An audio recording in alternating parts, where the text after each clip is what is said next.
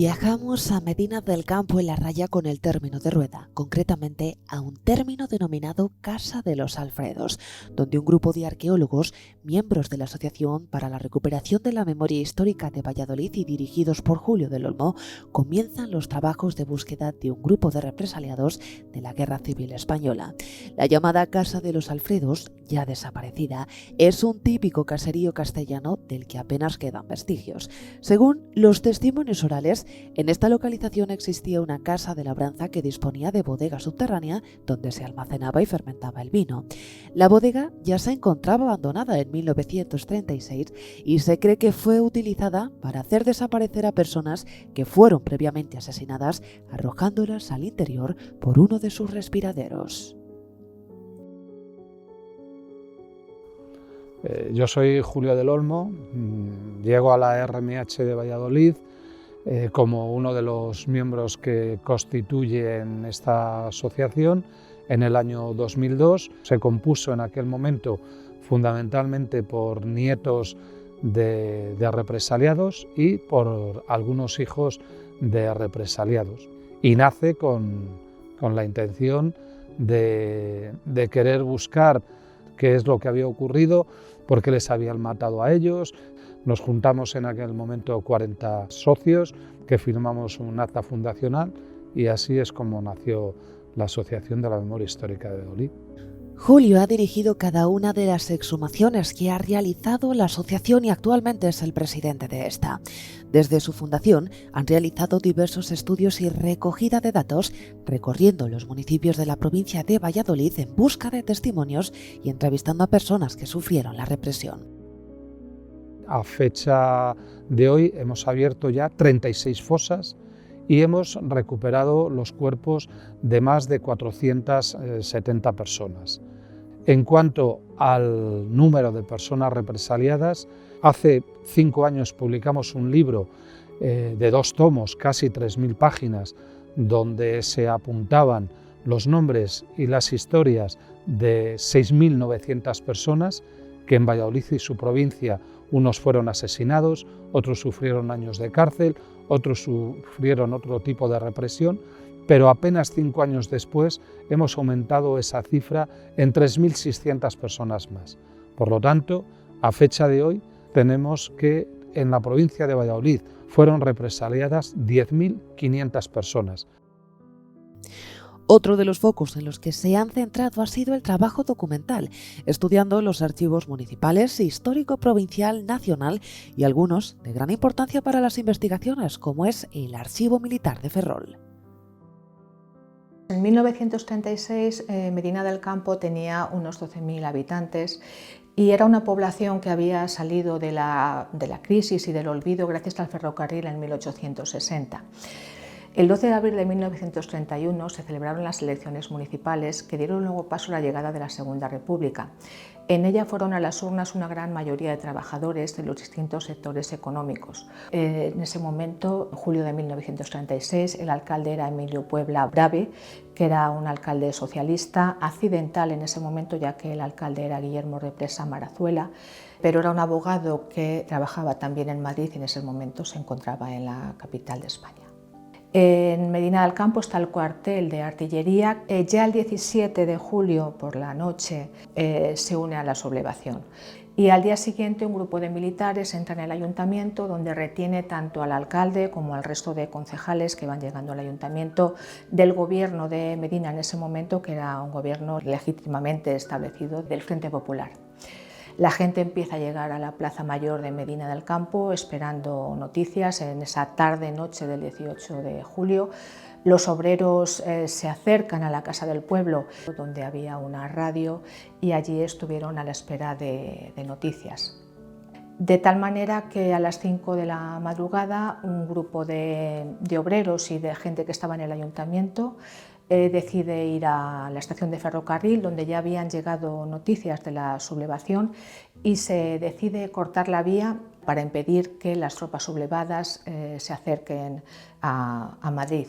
Tras el corte de las vías, el vagón y la máquina que vuelve a Medina y ve que están allí los militares y los falangistas, con lo cual todos estos obreros saltan del vagón y la mayoría de ellos fueron detenidos. Desde este momento Medina del Campo, digamos que entra en esta fase de represión contra todo lo que suponía estar en contra de la sublevación. De hecho, el 6 de agosto Joaquín Carballo toma el ayuntamiento y bueno, pues toda la población entra en un estado de guerra, ya que se instaura un cañón antiaéreo en la torre de la Colegiata, se impone el toque de queda, el hospital que era general de la población pasa a ser un hospital militar donde empiezan a llegar heridos del frente, con lo cual Medina del Campo pasa a ser una población completamente de retaguardia y una población que intenta la resistencia, pero que queda totalmente cortada por la represión que sufren a partir de este momento todos los habitantes que han intentado llevar a cabo pues, esa resistencia. Hemos contabilizado a 93 personas desaparecidas, paseadas o fallecidas por la represión. De estas 93, 3 son mujeres. Luego, en cuanto a personas encarceladas o detenidas, hemos contabilizado 63.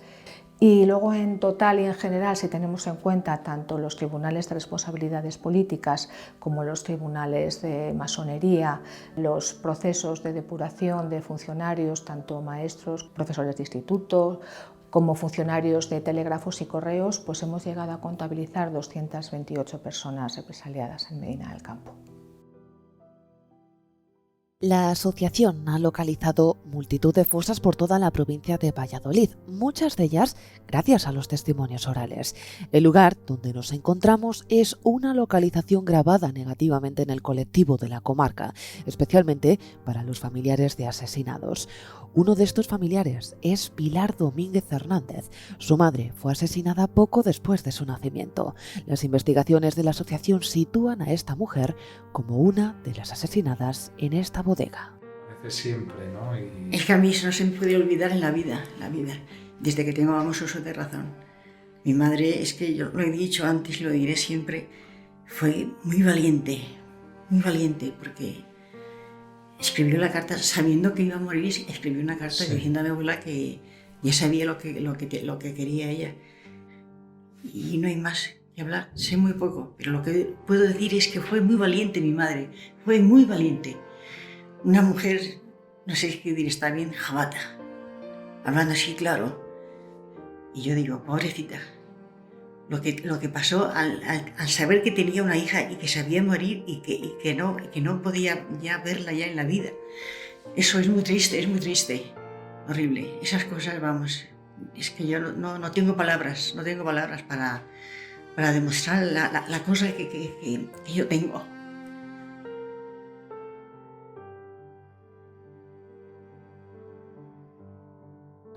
Hemos contactado con bastantes personas que incluso cuando eran niños venían a este lugar y había como un pequeño hueco todavía de la antigua bodega desde el que se podía incluso acceder al interior, incluso nos contaban que podían ver restos humanos en su interior, pero a fecha de hoy, en el momento que nos encontramos de inicio de esta búsqueda, el paisaje es totalmente plano, llano, tierras de cultivo, tierra de labor. Lo que se va a realizar es en el entorno más próximo que nos indican estos testimonios orales, con una máquina excavadora, abrir trincheras con el propósito de encontrar o bien lo que podía ser el acceso de entrada a la bodega o intentar romper el techo de la bodega, de alguna manera el localizar realmente dónde está esta bodega. Para comenzar este trabajo, la asociación contactó desde el inicio con el dueño del terreno donde se situaba el caserío. Tras conseguir el permiso, se informó a los familiares de las posibles víctimas y a los medios de comunicación. El primer día participan en los trabajos 2 arqueólogos y un aparejador. Su objetivo es buscar un acceso para entrar en la bodega. Las labores pesadas las realiza una máquina excavadora del Ayuntamiento de Medina del Campo. No es fácil. Las bodegas subterráneas suelen estar a unos 9 metros de profundidad. Sin una referencia exacta, es complicado poder entrar a la bodega. Una pequeña alteración en el terreno da indicio a los arqueólogos y descubre lo que parecía ser la entrada de dicha bodega. La satisfacción inicial llevó a la frustración cuando a los pocos días de comenzar a limpiar el acceso vieron que no tenía continuidad.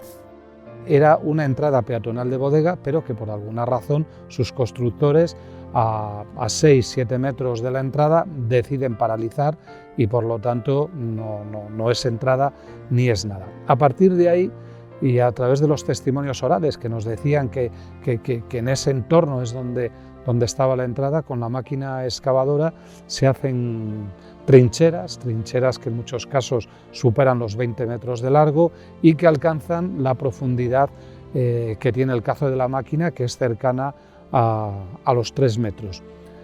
Así se van sucediendo una trinchera tras otra, tras otra, tras otra. Estamos hablando de más de 2 semanas de trabajo con resultados absolutamente negativos.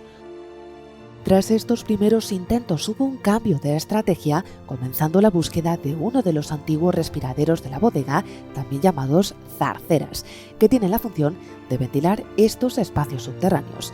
Según los testimonios orales, podía existir este conducto desde donde se cree fueron arrojados los cuerpos al interior de la bodega. Encontramos lo que parecía que era esa zarcera, pero bajado a los 6 metros de profundidad no encontramos absolutamente nada. Y ya lo que se decidió fue montar un polipasto y ya con una persona abajo y con este polipasto ir sacando tierra hasta que finalmente hemos tenido la fortuna de llegar al techo de la bodega.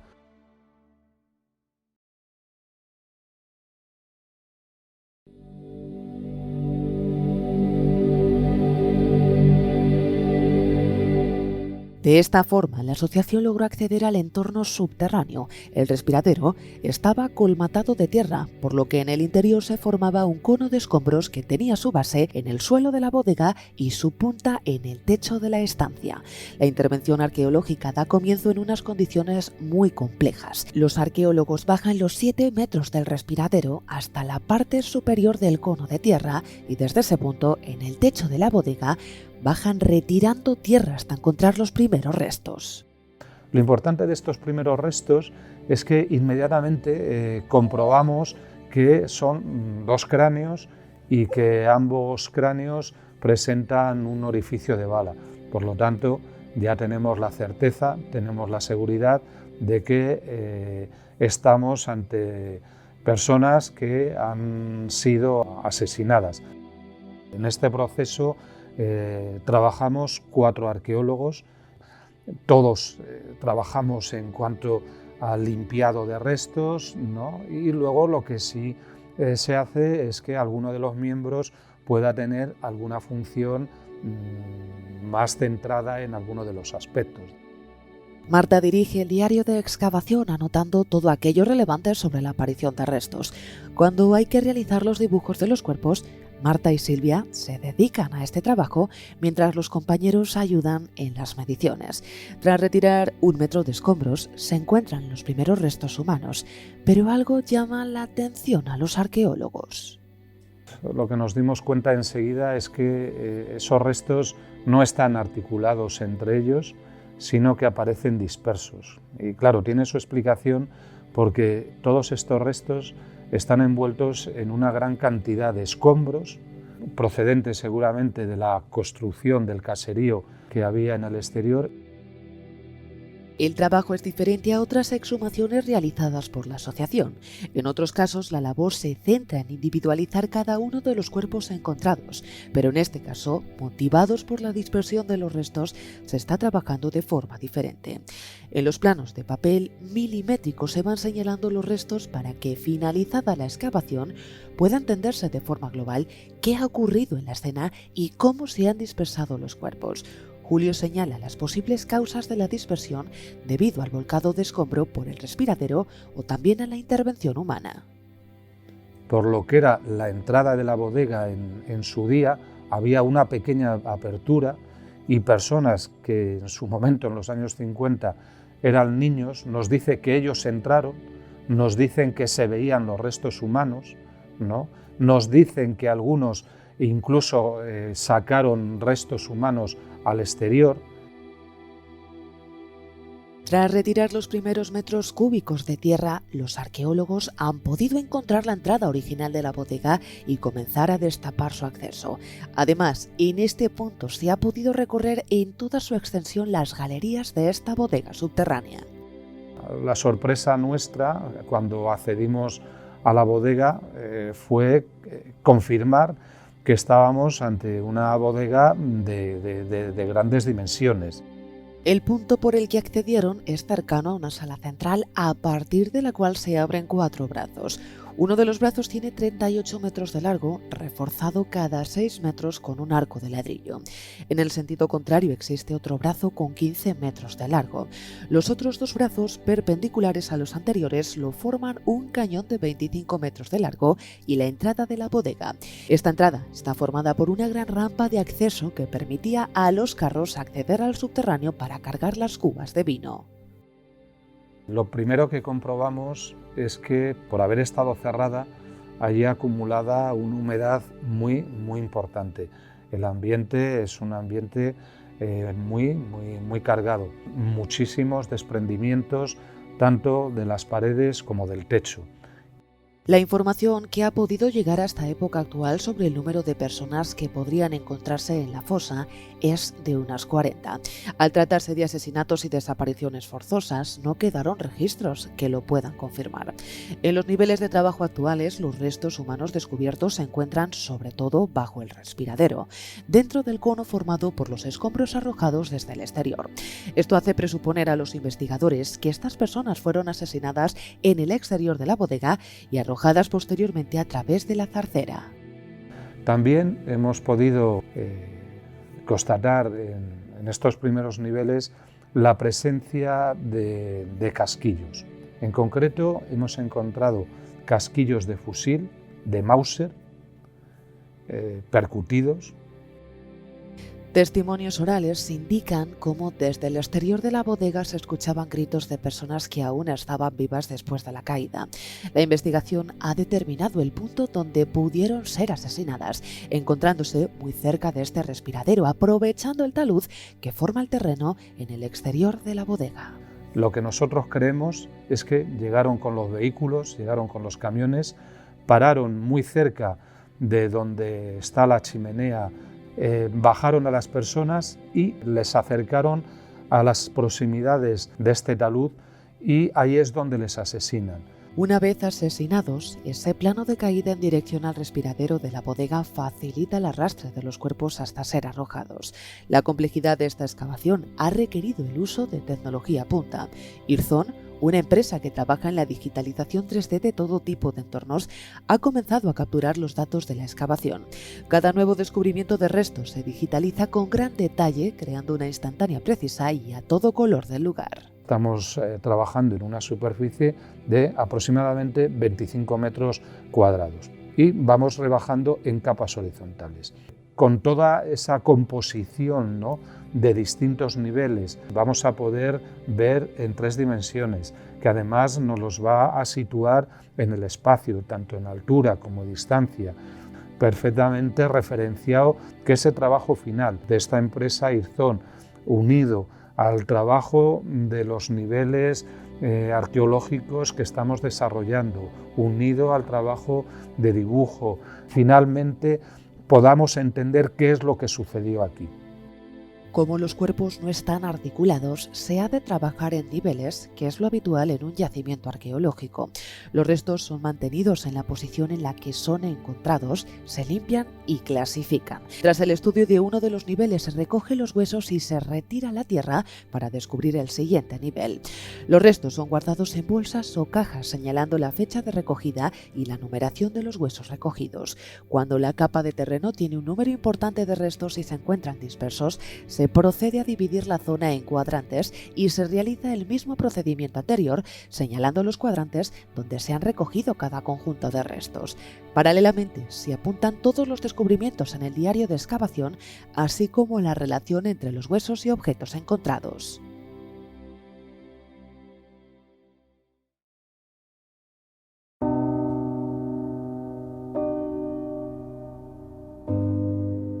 Capa a capa, la intervención llega a su fin con la extracción de todos los restos humanos al exterior de la bodega. Tras 8 meses, 3 de ellos en el interior de la bodega, los arqueólogos han descubierto los cuerpos de unas 20 personas asesinadas. Este dato será confirmado una vez que se realicen los trabajos antropológicos y los trabajos forenses, que es la parte siguiente que se realiza una vez que nosotros, los arqueólogos, hayamos terminado en la bodega. Gracias al trabajo de digitalización llevado a cabo por la empresa Irzón, podemos observar claramente los 14 niveles digitalizados que contienen todos los restos que han sido encontrados durante la excavación.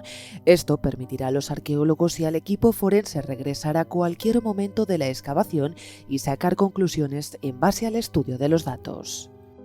Hemos podido ver ya unos avances de su trabajo. Desde luego contesta a las expectativas que teníamos, que era el ayudarnos a comprender mejor cómo pudo desarrollarse esta dispersión de restos y, muy importante, de forma didáctica. Cuando nosotros los pongamos en foros externos, desde luego va a ser una herramienta fundamental. Conocer todas las distancias en el espacio 3D, etiquetar las muestras, sacar ortofotos de las escenas, ocultar capas o mostrar todas a la vez son solo algunas de las funciones más importantes con las que cuentan gracias a los modelos 3D. La excavación se ha incluido dentro de la aplicación VR Arqueología desarrollada por la empresa digitalizadora. Mediante realidad virtual, el equipo técnico o cualquier interesado puede observar las múltiples capas y la bodega al completo en escala real. En este entorno es posible colocar huesos virtuales en la posición de los huesos reales para, una vez incorporados, poder exportar automáticamente múltiples datos como distancias entre huesos, dispersión de restos o posibles pertenencias de huesos entre sujetos. Sí ha sido importante en este proceso de excavación constatar en el último nivel que justamente debajo de la zarcera teníamos bastante completos 3 cuerpos, uno sobre otro. El escorzo que presentan, muy fuerte y muy pronunciado, nos confirma que estas personas fueron asesinadas en el exterior y fueron aquí arrojadas. El descubrimiento de 15 casquillos de munición, mayoritariamente de Mauser, confirma que fue utilizado este fusil para asesinar a las personas. También se han encontrado casquillos de una pistola de calibre mayor, semejante a 9 milímetros, y otra de un calibre menor. Balas hemos encontrado también, una bala de Mauser de cabeza redonda, que es la bala que normalmente utilizaban las milicias militares compuestas por falangistas. De importancia son también los objetos personales que portaban los represaliados, ya que muchos de estos objetos impactan al ser vistos por primera vez en la escena debido al vínculo que representa el objeto, el acto y la persona asesinada. 2 de ellos en concreto conservaban un monedero en el que dentro pues había alguna moneda de cobre. Llamativo ha sido encontrar 6 monedas de plata. Hemos encontrado también, cosa curiosa, el peine que en el bolso de su chaqueta llevaba una persona, la tabaquera, que era típico en la época, la tabaquera de cuero en 2 partes, y así otros tantos objetos como zapatos, cinturones, restos de tela. Una vez realizado el trabajo arqueológico y organizadas las cajas con los restos encontrados, es necesario pasar a la siguiente fase: hacer llegar todos los restos a un antropólogo forense que realizará un estudio detallado de los restos con 2 propósitos. Uno, la certificación de que son personas que fueron asesinadas, y además harán otro trabajo que es fundamental, que será la medición de cada uno de los huesos largos, lo que permitirá que nos puedan finalmente informar del número de personas que hemos podido encontrar en el interior de esta bodega. Además del número de personas asesinadas, el antropólogo forense podrá determinar qué edades tenían cuando fueron asesinadas, así como el sexo de cada uno de ellos. Si se dan las circunstancias adecuadas, podría determinarse la identidad de alguno de los cuerpos. Sí podemos adelantar con los conocimientos de los arqueólogos que aquí estamos, que creemos que algunos de los restos que hemos sacado pudieran pertenecer a mujeres. Nos ha llamado también la atención alguien que tiene menos edad de 18 años y nos ha llamado la atención algunos huesos de una persona que desde luego era muy alta para su época, podía llegar al 1,80 m. Y por el contrario, hemos encontrado una persona que era muy bajita, adulta, pero de una altura que no llegaba al 1,50 m y seguramente unos centímetros por debajo. Ahí una de las personas donde su edad también es bastante elevada, seguramente más de 60 años. Durante la excavación se hace patente la importancia que tiene para los arqueólogos los trabajos de exhumación. Nos encontramos ante la escena de un crimen donde es necesario contrastar todas las evidencias de estos asesinatos de forma rigurosa. Estos asesinatos que se cometen iniciada la sublevación militar de julio de 1936 son crímenes de lesa humanidad. Y un crimen de lesa humanidad no prescribe.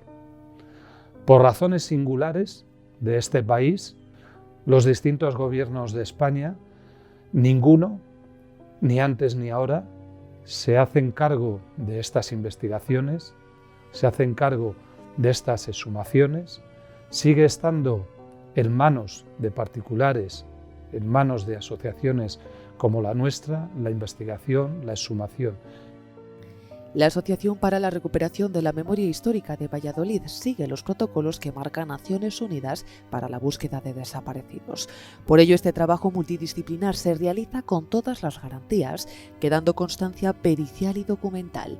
La exhumación se está realizando con la ayuda administrativa de la Junta de Castilla y León, que financia estos trabajos. La asociación también cuenta con la ayuda del Ayuntamiento de Medina del Campo, que les ha proporcionado la maquinaria necesaria para acceder a este lugar. Desde que comenzaron las exhumaciones en el año 2002, la asociación aún se sorprende del hecho de no poder contar en las exhumaciones con la presencia de la autoridad judicial. Estamos hablando de crímenes de lesa humanidad, que las normas internacionales dictan que debe ser realizado este trabajo por los estados, dicta que todo esto debe ser realizado en presencia de un juez. En las ocasiones que nosotros hemos dado cuenta a la Policía Judicial, bien sea Guardia Civil o Cuerpo Nacional de Policía, se ha presentado en las exhumaciones que hemos realizado, han llamado a la autoridad judicial y todavía la estamos esperando. Esa constancia jurídica de lo que aquí se ha hecho, a fecha de hoy no se ha presentado ninguna autoridad judicial, ni en esta ni en las otras 36 fosas que hemos abierto hasta ahora. El final del trabajo en el interior de la bodega llega a su fin. Bajar al subterráneo y no encontrar restos humanos nos hace sentir un poco de sosiego al saber que estos cuerpos han sido recuperados de este lugar húmedo y oscuro. Los arqueólogos han necesitado varios meses de trabajo para llegar al nivel del suelo del subterráneo, limpiando todo el cono de escombros que se había formado en el espacio donde fueron arrojados los cuerpos. Durante 83 años hemos tenido en este lugar unas personas que un día son sacadas de sus casas, son traídas por un camino desde Medina del Campo al lugar donde nos encontramos, asesinadas, arrojadas por esta chimenea y olvidadas durante 83 años. Y digo mal olvidadas porque sus familiares nunca les olvidaron, siempre buscaron y quisieron que pudieran ser recuperados, y eso es lo que hemos intentado hacer, ¿no? Sacarles otra vez a la luz, que no sean invisibles, y muy importante también que se conozca su vida, se conozca su historia. Era un momento difícil, como son casi todos los momentos en la historia, y alguien decidió que la manera de resolverlo era el asesinato.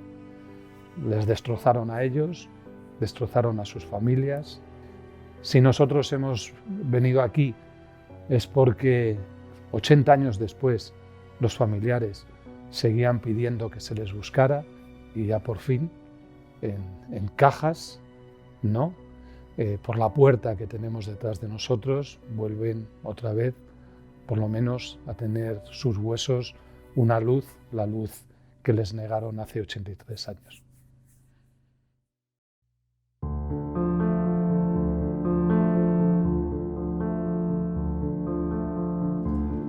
En este momento, los familiares están pendientes, junto con los propios arqueólogos, de conocer si los restos encontrados son los que se buscaban desde un principio o son otros. No hay duda de que son personas represaliadas, asesinadas, y que los actos se sitúan en los primeros momentos de la sublevación. Cuando tú tienes a alguien que ha muerto, que ha desaparecido y nunca se ha localizado su cuerpo, es una herida que siempre está abierta. Por tanto, la esperanza de los familiares es poderles encontrar. Y el momento del entierro. El momento del entierro es el momento en el que lo que significa una herida de 83 años se cierra. El equipo forense ha documentado con seguridad la presencia en la bodega de al menos 26 personas. Entre todas, ha podido confirmar la aparición de restos óseos de 3 mujeres. Hay gran satisfacción por la recuperación de 26 cuerpos, pudiendo asegurar que fueron asesinadas. Aún así, se esperaban encontrar cerca de 40 personas. Este hecho plantea continuar con la búsqueda en la otra localización comentada en los estudios previos, el Pozo de los Alfredos. Este lugar, muy próximo a la bodega, es el siguiente objetivo de los arqueólogos. La exhumación deja huella en la asociación, que ve cómo su trabajo cobra un sentido más amplio cuando se resuelve la investigación y pueden devolver los cuerpos a sus familiares. Cada vez que se localiza una fosa, cada vez que puedes recuperarlos y sobre todo cada vez que se lo puedes devolver a los familiares, ¿no? Y decirles, mira, aquí les tenéis, bueno, yo creo que eso es algo que emociona y sobre todo eso es un acto íntimo y de satisfacción. Tras este trabajo de exhumación complejo y sabiendo el conocimiento previo que existía sobre este lugar, nos preguntamos, ¿por qué se ha necesitado tanto tiempo para comenzar los trabajos en la bodega de los Alfredos? Cuando los miembros de la RMH de Medina del Campo, sobre todo Sofía Suárez y López Soto, inician los trabajos de investigación en Medina del Campo, ellos tienen conocimiento inmediato de este lugar, pero de lo que nos damos cuenta es que poder acceder a esta bodega es difícil y con un trabajo de voluntarios era realmente complicado. Y se han ido pasando los años hasta que, y gracias a este decreto de la Junta de Castilla y León, y gracias también a la ayuda del Ayuntamiento de Medina del Campo, se han tenido los medios suficientes para abordar tanto la localización del sitio como el acceso al lugar y la exhumación de los restos, que ha sido realmente complicada y larga en el tiempo. Hemos acompañado a los arqueólogos hasta este punto en su trabajo, filmando, recogiendo testimonios y su gran experiencia en este campo. Su profesionalidad a la hora de tratar con estas excavaciones, donde se observan cientos de huesos dispersos de personas que no hace mucho tiempo estuvieron vivas, contrasta con el estremecimiento de nuestro equipo al observar por primera vez estas escenas. Todo ello nos ha hecho preguntarnos en varias ocasiones durante el rodaje, ¿cómo fue posible llegar a esto? Justamente se cumplen 80 años del fin de la guerra. Hemos pasado de 40 años de democracia y la sensación personal es, por una parte, pues de satisfacción de que la sociedad civil haya podido reaccionar a esa intención que se tenía de que los desaparecidos siguieran siendo desaparecidos, que la historia de la represión siguiera siendo una historia escondida. Creo que es importante el trabajo que han hecho asociaciones como las RMH, ¿no? para todos estos fines, ¿no? Pero por otro lado, a fecha de hoy es doloroso, ¿no? Primero, que no haya una política de Estado para la búsqueda de los desaparecidos, para la investigación de lo que sucedió realmente. Y uno además tiene una sensación agridulce, porque a veces cuando oyes declaraciones, ¿no?, en algunas instituciones de algunos políticos,